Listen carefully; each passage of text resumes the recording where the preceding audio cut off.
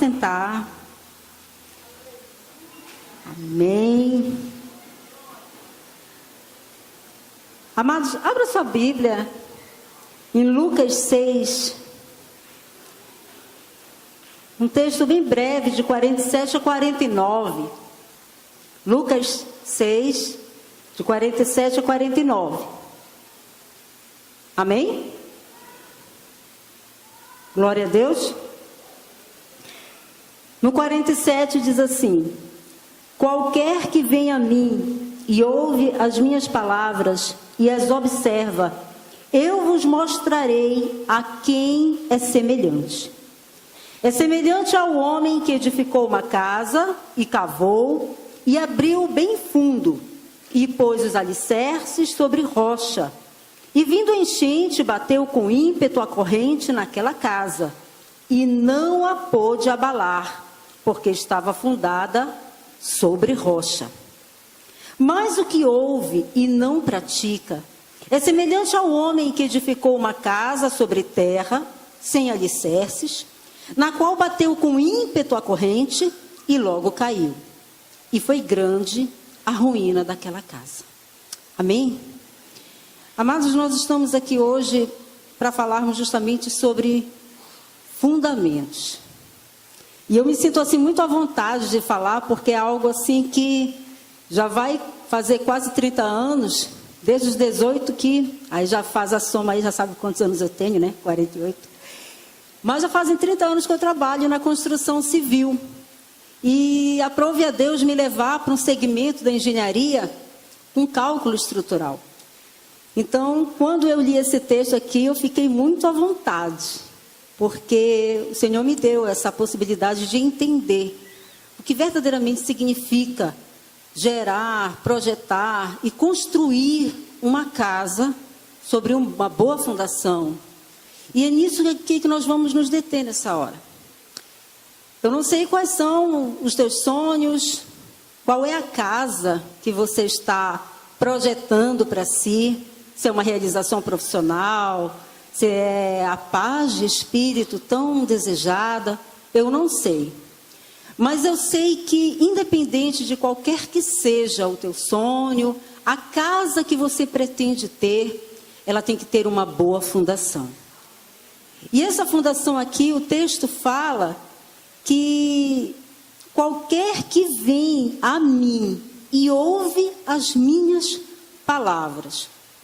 Essa porção ela está sendo distribuída agora para todos nós, indistintamente. Você veio até o Senhor e você está ouvindo o que o Senhor tem a dizer. Mas você tem o livre-arbítrio até o final desta reunião de ser um bom construtor ou ver o teu sonho, a tua casa, no momento de ímpeto, de fúria, ser desmoronada. Quando o texto diz que o homem edificou uma casa, ele cavou, ele gerou uma fundação bem profunda.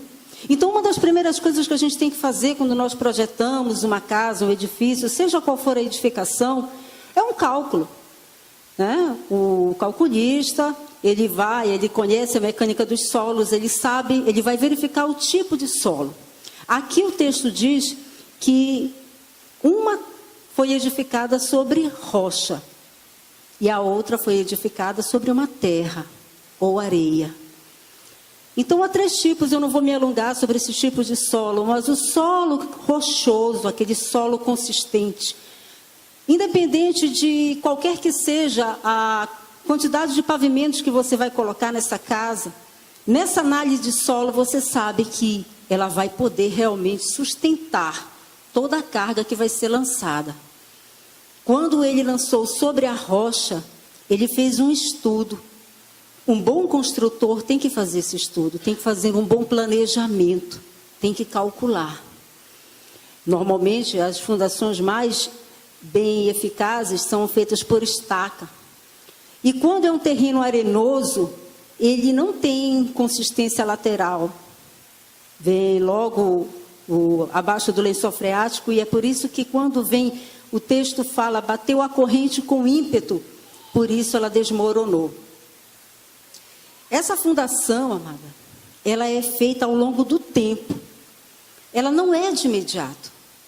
Se você para observar, não sei o teu nível de curiosidade, mas se você já parou para observar e viu uma construção de um prédio, você vê que passa aquele bate-estaca todo dia, aquele barulho ensurdecedor, e você quase não vê nada.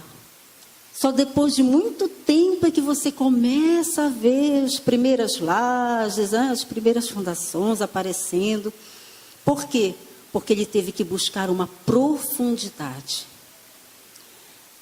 Na caminhada com o Senhor, nós precisamos ter essa profundidade.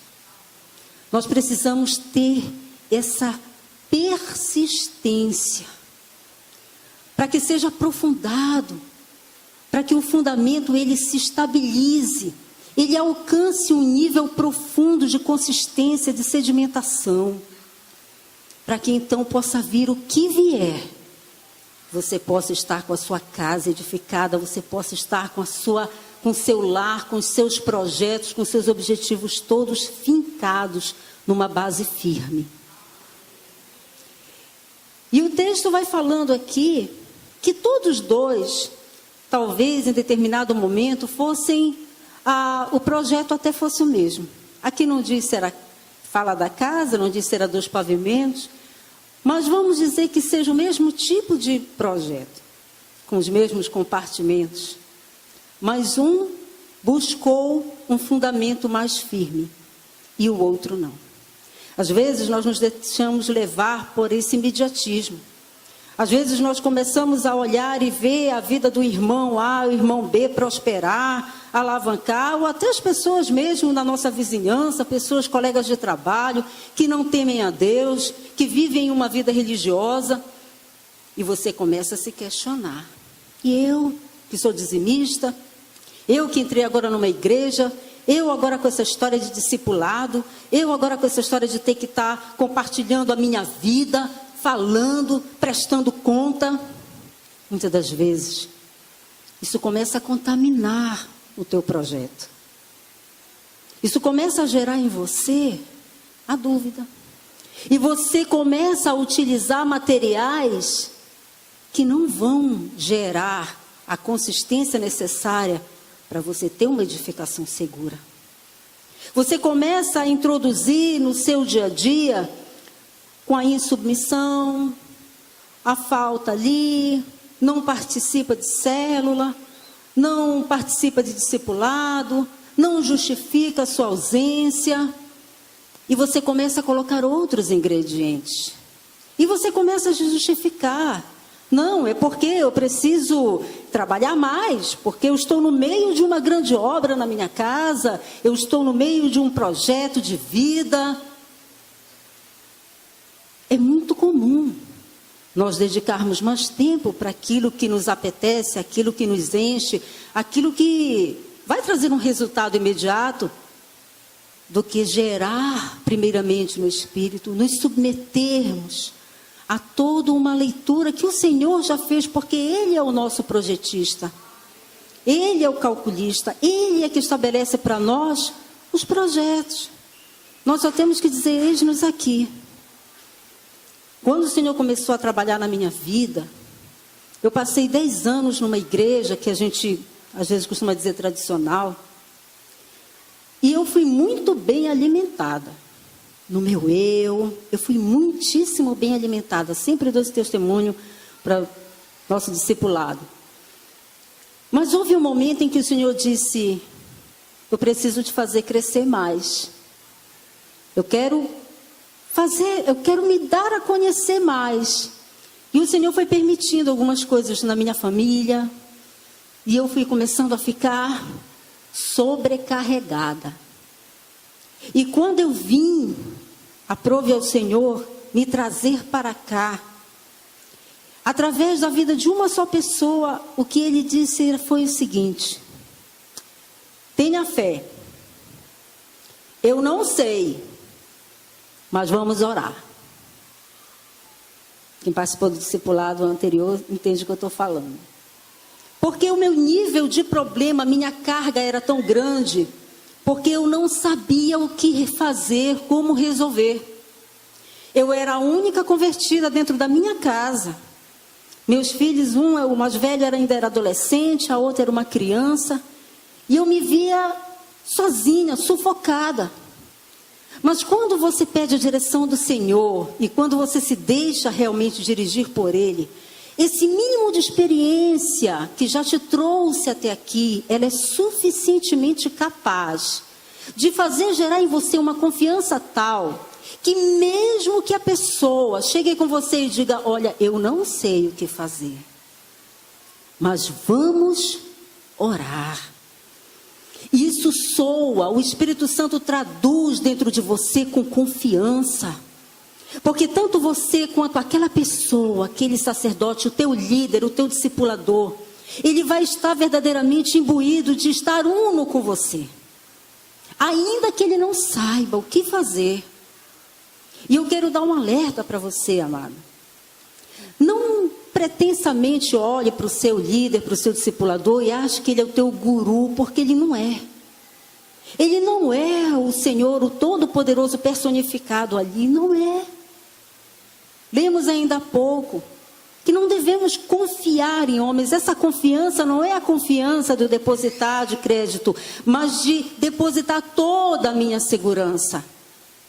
Eu e você entendermos que vivemos numa sociedade em que, ainda que tentemos fazer o melhor, nem sempre nós conseguimos.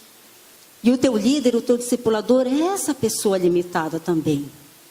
Mas o que é diferencial é que quando você está no centro da vontade do Senhor, buscando a Ele, entregando a Ele o teu pacote de vida, é Ele quem gerencia tudo.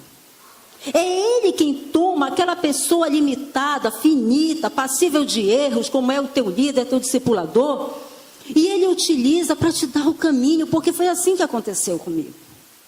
Quando eu trouxe a minha bagagem, a minha carga, meus problemas todos para o gabinete do meu pastor, ele disse, olha, eu não sei o que fazer, mas vamos orar. Nós vamos ficar juntos nessa. Ali começou o fundamento firme. Ali começou a primeira pá a ser escavada. E eu tão somente confiei. Passado algum tempo, o Senhor começou a utilizar a vida dele, começou a sinalizar, olha, tem um curso aqui, me direcionou, e eu peguei toda a minha família, bora, a gente vai fazer esse curso. Porque eu era assim. Era eu quem dava as diretrizes na minha casa. Nós vamos fazer esse curso. E todo mundo foi fazer o curso. Ali o Senhor começou a agir. Bem lentamente. Parecia que nem estava se modificando. Quem já acompanhou um processo de escavação profunda sabe que é assim que acontece. Nas primeiras horas, nos primeiros dias, parece que não tem resultado nenhum de tão profundo que é. E assim foi comigo. E eu fui confiando. Depois o Senhor me levou... Quantos aqui estão na EFAL?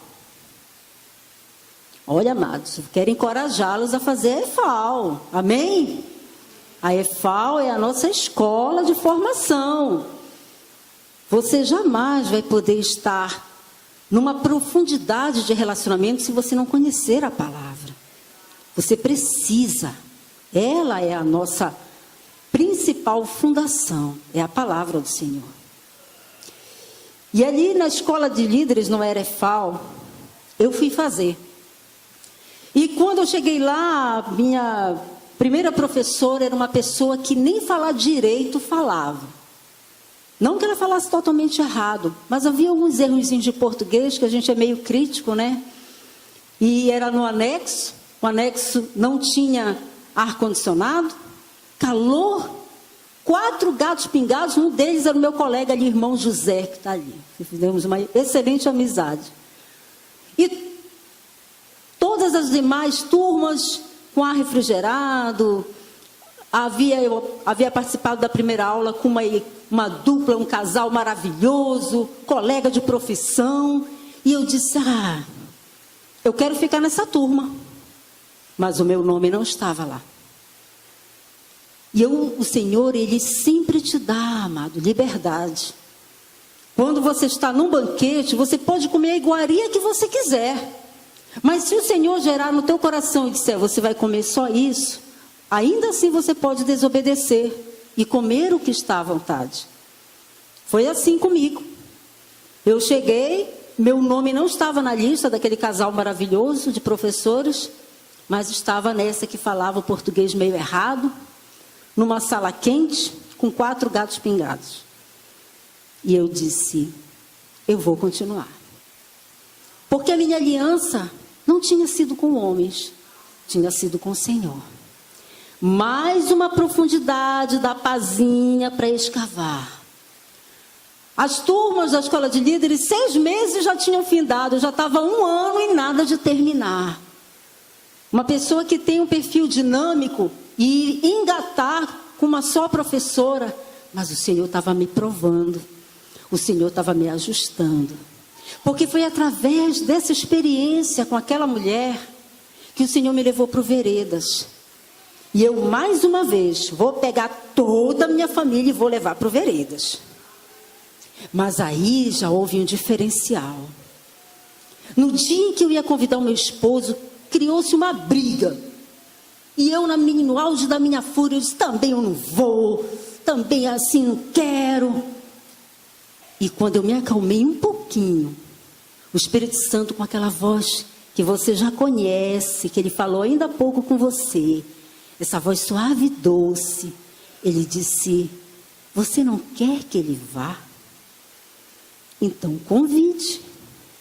Convite é feito com doçura. Mas eu não estou furiosa. Engula. E eu engoli o meu orgulho. Cheguei com folheto, que já estava previamente abençoado pelo pastor Jefferson, porque ele disse, pela fé, faça a pré-inscrição do seu esposo. E eu só comigo, só pela sua fé, pastor, porque a minha está... Mas eu fui, apresentei para ele, e ele foi fazer o Veredas. Mais uma vez o processo começou, a betoneira começou já a preparar a argamassa, porque já ia lançar na profundidade do fundamento. Mas não parou por aí. Não foi rápido. Isso já estava 2 anos. Aí o Senhor me deu mais uma orientação. Eu vou te ensinar a sair do lugar onde tu estás, porque tu estás no fronte, tu estás muito na frente da batalha. Eu vou te ensinar agora onde é o teu lugar para te guerrear. E me levou para o ministério de intercessão. Tu vai para a trincheira. Né, irmã Lucila? Pastora. Vai para a trincheira. Tu vai aprender o que é uma trincheira. Porque a trincheira também é uma profundidade, amado. É naquele lugar de trincheira escavado, em média 2 metros. Eu pesquisei isso para vir aqui, viu, irmão? Fundação nem tanto, porque eu já sabia, mas a trincheira eu pesquisei. A arma que é usada é um fuzil de assalto. Nina. A pesquisa que eu fiz dizia que o nome é Nina. E como é que você utiliza? Você tem que ficar na mira, utilizando a mira, protegida. E ele colocou no meu coração, é assim que você vai guerrear pela sua casa, é assim que você vai guerrear pela sua família, sem aparecer. Você não vai mais aparecer. E sabe como é que a gente fica numa trincheira? De joelho, cara no pó, na lama. Oh, aleluia, mas quem recebe, se apegue com essa palavra. Porque foi esse ensinamento que o Senhor me deu. Tu vais para lá, tu vais ficar na trincheira escondida, tu não vais aparecer. Tinha situações, amado, chegava na minha casa, estava ali a discussão acalorada e dava vontade, porque o Senhor, Ele gerou uma velocidade no meu pensamento. Ele gerou uma velocidade de conhecimento e eu queria falar e o Senhor dizia, não, eu estou te dando isso para você, mas você não vai falar. Calada. E era difícil ficar calada. Ah, como era difícil. Tinha horas que eu tinha que me trancar no meu quarto, dobrar meu joelho, mas Senhor, eu preciso dizer não. Calada, vai guerrear. Pega a tua arma, vai orar. E eu aprendi a orar. Eu aprendi a guerrear. Mas isso, amados, já iam 3 anos. E as coisas em casa melhoraram? Melhoraram. Sabe por quê? Porque na minha visão, eu queria alcançar como mãe os filhos. Mas o Senhor disse, não são teus filhos, é o teu marido. Porque os teus filhos são minha herança. Mas o teu marido é quem você tem aliança. Foi você que escolheu. Diante de mim, a responsabilidade da salvação dele conta com o teu joelho. E quando ele se batizou aqui nas águas, o meu pastor, o pastor Delcio, ele disse, toda conquista é consolidada pelo joelho no chão. E eu memorizei. Até hoje eu compartilho isso com as minhas discípulas. Toda conquista é consolidada pelo joelho no chão. E foi ele que o Senhor começou a trazer, gerar transformação, gerar consolidação. Porque muitas das vezes dentro da minha casa, como antes eu era a rainha imperativa, eu era mesmo, amados, eu estou me desnudando aqui. Eu era a senhora autoritária, que dava a palavra final. Meus filhos acatavam tudo que eu falava. O Senhor começou a mudar. E dói, amado. Ficar na trincheira de joelho, dói muito. Não é fácil, não. Não é fácil você ver agora a tua palavra sendo calada e aquela pessoa que antes não tinha expressão no coração dos teus filhos, agora ser aquele que estava sendo alvo de admiração. O ego, o orgulho, dói. Mas o júbilo de ver o poder de Deus, a transformação que só Deus é capaz de fazer, amados, é maior do que essa dor. E passado o tempo, levei a célula para dentro de casa. E o meu pastor disse, peça autorização para ele. Ah, pastor, não precisa, ele deixa. Peça autorização. Mais um mover, mais uma profundidade. E manter célula em casa, com o marido que ainda não era totalmente convertido. Não é fácil. Não é fácil. Filhos adolescentes que não podem te ajudar ainda, não é fácil.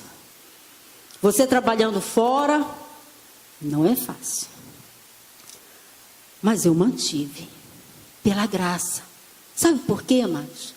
Porque quando você começa a abrir a porta da tua casa, quando você tem consciência que a arca do Senhor está ali, quando você começa a ver o Senhor, a presença dele gloriosa, como estava aqui há poucos minutos e continua, amém? Quando você começa a sentir isso dentro da tua casa, todo e qualquer pesar passa. Todo e qualquer desgaste passa. E principalmente quando você começa a ver o resultado. Quando você começa a ver aquela vida que antes era uma pessoa rancorosa, amargurada, vai para as águas do batismo, vai para o encontro com Deus e volta de lá renovado, revigorado. Isso é a recompensa. E aí eu permaneci. Mas aquilo que tinha sido o objeto primário, a primeira situação pela qual me fez sair da igreja onde eu já estava há 10 anos. Era professora de EBD, lidava com jovens, com adultos, idosos. Quando eu cheguei a primeira vez numa célula, eu não conhecia ninguém a não ser o meu pastor. E sempre foi uma célula abençoada, numerosa. E fica o alerta, amado. Você que é anfitrião, você que é líder de célula. É muito bom o momento da comunhão, é maravilhoso, não é verdade? É ou não é verdade? É maravilhoso. matar a saudade dos irmãos, poxa. Mas não se esqueça do visitante. Dê atenção para o visitante. Por 2 semanas, mas também foram só 2 semanas, viu, amado? 2 semanas eu passei por esse calvário. Ai, será que é para eu estar aqui mesmo? Será que era? Eu não conhecia ninguém, ficava isolada. Mas passadas 2 primeiras semanas de teste, mudou. A minha sorte mudou. E esse fundamento, amado, foi sendo consolidado. Foi sendo gerado no espírito. Até que houve um momento em que meu marido se converteu. E ele começou a se envolver com a célula. E se envolver com o discipulado. E o discipulado, ele começa também a te abrir um nível de conhecimento bem mais amplo. E aquelas dores, aquelas cargas que você já havia levado, o Senhor já começa a mostrar para você, olha quantos precisam também ser ajudados. Estão passando pela mesma situação.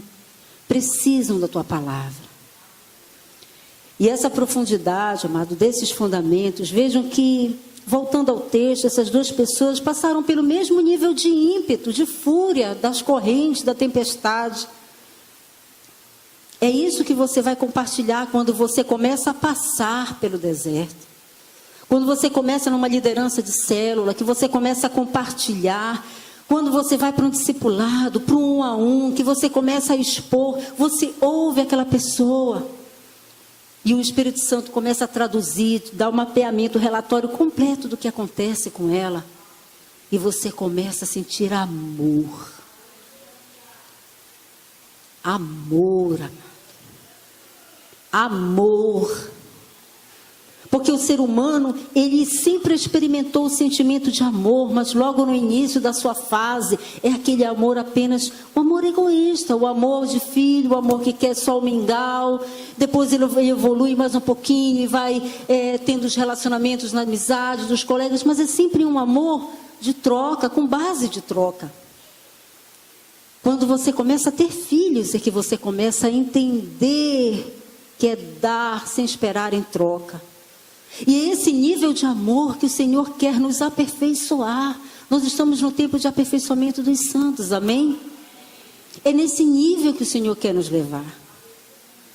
Porque é muito fácil nós amarmos os nossos filhos consanguíneos, naturais, biológicos, mas amar o filho dos outros, que chega no teu discipulado, cheio de problema, que te perturba, no meio da noite, na madrugada, é o amor de Deus que passa a ser gerado dentro de você. E isso não é peso. Talvez até para os teus familiares, que olhem para você e se compadeçam de você, digam, poxa, mas está pesado isso, larga disso. Mas para você não é. Até quando aquele discípulo dá uma alfinetada mesmo, fala coisas, porque ainda é criança na fé, e você não se impacienta.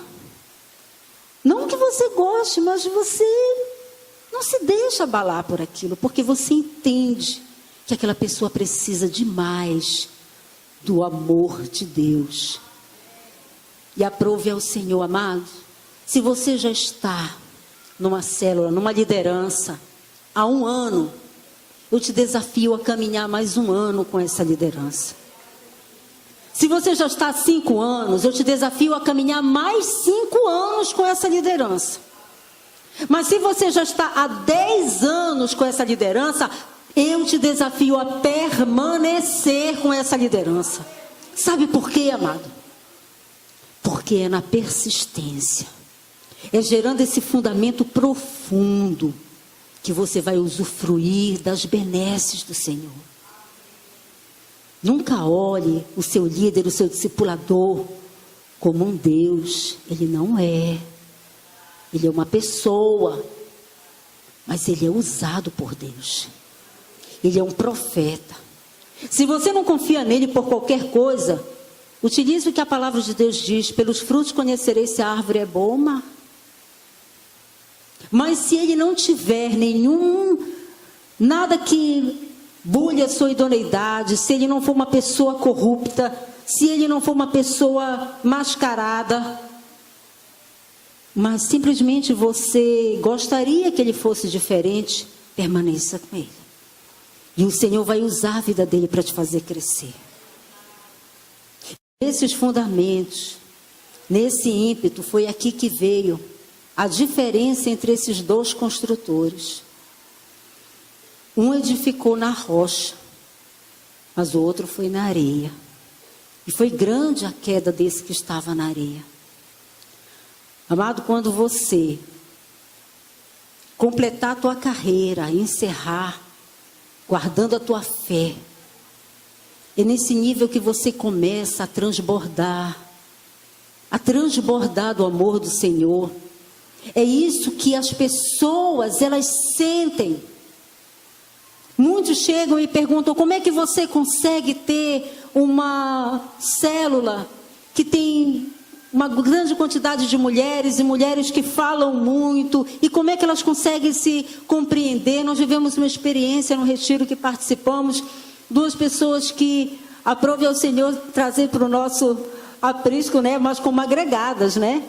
Mas elas visualizaram isso. Como vocês conseguem? São tantas, falam, conversam, mas se entendem. E a gente não vê disputa, a gente não vê dissensões. Como isso? Eu também não sei te dizer. Algumas até perguntam: quantas tem no teu discipulado? Eu não sei. Eu não vou bancar Davi. Eu não sei. Confesso mesmo, eu não sei. Algumas fazem a contabilidade lá, o pastor Delcio sabe, mas eu não me atenho a procurar saber. Porque o que une as pessoas é esse nível de amor, é esse nível de intimidade, é esse acompanhamento dessa fundação profunda. É isso que você começa a destilar através dos teus poros, imperceptivelmente. É isso que você começa a passar, sem forçar. Eu estou tremendo aqui, amados, porque não é fácil, é uma grande responsabilidade estar aqui. Porque os meus pastores confiaram, a liderança confiou. E a gente faz de tudo para honrar. Então eu quero dizer para você: honre com a sua liderança. Honre com essa que aprove a Deus colocar na tua vida. Honre com eles. Se você quer ver os teus projetos muito bem edificados, se você quer chegar ao nível de agradar o coração de Deus, abrindo a tua casa com células, tendo discipulado, e um discipulado firme, forte, submeta-se à sua liderança. Submeta-se.